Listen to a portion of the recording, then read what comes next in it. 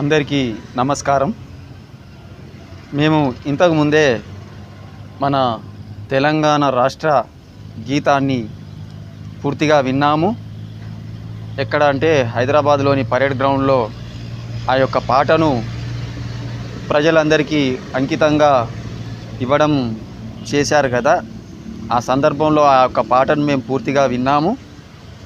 అయితే ఇక్కడ గమనించవలసినటువంటి విషయం ఏంటంటే, ఈ పాత పాటకు కొత్త పాటకు ఉన్న తేడా ఏంటంటే, ఈ పాత పాటకు కొత్త పాటకు చూసుకుంటే అసలు పాత పాట అనేది ప్రజల లోపల అనేక విధాలుగా చొచ్చుకుపోయినటువంటి ఆ పాట అనేక విధాలుగా మన్ననలు పొందినటువంటి జై జయ హే తెలంగాణ జననీ జన్మభూమి అనే పాటను నూతనంగా ఈరోజు కీరవాణి గారి సంగీతంలో మన ముఖ్యమంత్రి గారు రాష్ట్ర గీతంగా ప్రకటించారు. చాలా సంతోషం. కాకపోతే ఇక్కడ ఒక విచారకరమైన విషయం ఏమిటంటే, అసలు ఇప్పుడు పాత పాటకు ఈ కొత్త పాటకు చూసుకుంటే జీవం లేని ఒక శవంలాగా ఈ పాట అనిపిస్తుంది. పాత పాట జీవం కలిగి ఉంటే ఇప్పుడు ఈ యొక్క పాట ఒక జీవం లేని జీవోత్సవంలాగా మాకు అనిపిస్తుంది. ఎందుకంటే ఈ యొక్క పాటకున్నటువంటి ఉత్తేజము అనేది ఆ పాటలో లేదు. ఆ పాటలో ఉండవలసినటువంటి అసలు సిసలైనటువంటి మాధుర్యం కానీ, మధురం కానీ, ఆవేదన కానీ, ఆలోచన కానీ ఆచరణలో ఎక్కడ కనిపించడం లేదు. కాబట్టి ఈ పాటను వినడానికే అసలు ఇంట్రెస్ట్గా లేదు అని చెప్పేసి ఒక కళాకారునిగా, ఒక కార్మికునిగా, ఒక తెలంగాణ బిడ్డగా, ఒక తెలంగాణ ఉద్యమకారునిగా నేను ఈ సందర్భంగా తెలంగాణ రాష్ట్ర ప్రజలకు తెలియజేస్తున్నాను.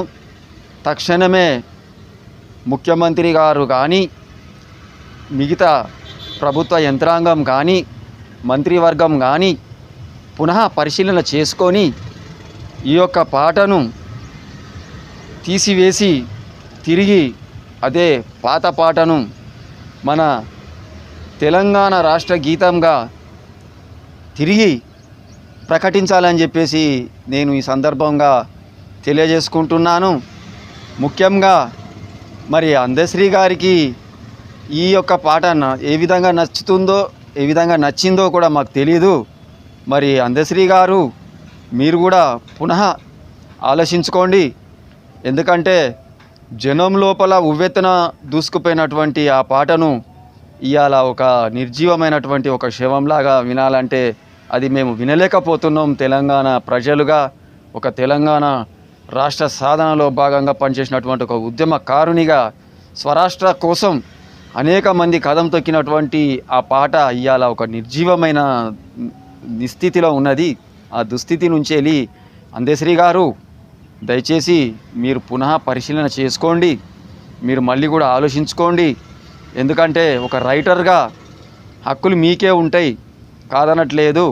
కాకపోతే ఇది తెలంగాణ రాష్ట్ర గీతం కాబట్టి తెలంగాణ ప్రాంత ప్రజల అందరి అధికారికమైనటువంటి పాటగా ఇది ఉన్నది. కాబట్టి తక్షణమే దీని మీద పునః పరిశీలన చేసుకోవాలని చెప్పేసి కూడా మేము మీకు కూడా తెలియజేస్తున్నాము అందశ్రీ గారు. ఎందుకంటే మీరు మంచి కవి, మీ లోపల ఒక సహజమైనటువంటి ఒక కవి ఉన్నాడు.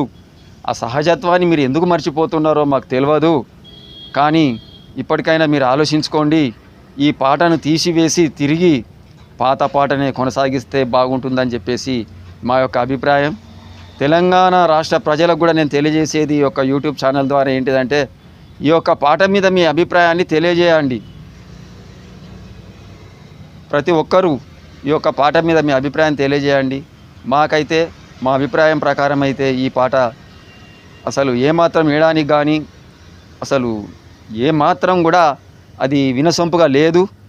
ఇలాంటి పాటలు తెలంగాణ ప్రాంత ప్రజలు తిరస్కరిస్తారని చెప్పేసి నేను అనుకుంటున్నాను. ఆ తిరస్కరణ రాకముందే అందశ్రీ గారు ఆలోచించాలి, ప్రభుత్వం ఆలోచించాలి. పరిపాలన యంత్రాంగం కూడా ఆలోచించి పునః పరిశీలన చేసుకోవాలని చెప్పేసి కోరుకుంటున్నాను.